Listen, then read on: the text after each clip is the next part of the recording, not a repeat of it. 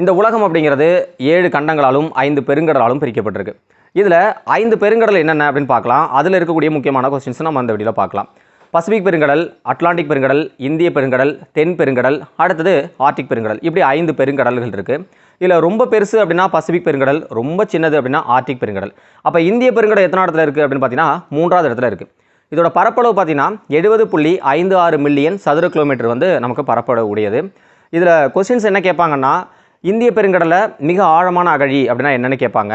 அதுதான் ஜாவா அகழி. அதோட ஆழம் பார்த்தீங்கன்னா 7725 மீட்டர் ஆழமுடையது.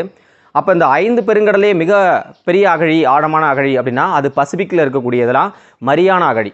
அதோட ஆழம் பார்த்தீங்கன்னா 10,994 மீட்டர். அதாவது ஒரு எவரெஸ்ட் சிகரத்தை கொண்டு போய் அதில் வைக்கலாம், அவ்வளோ ஆழமானது.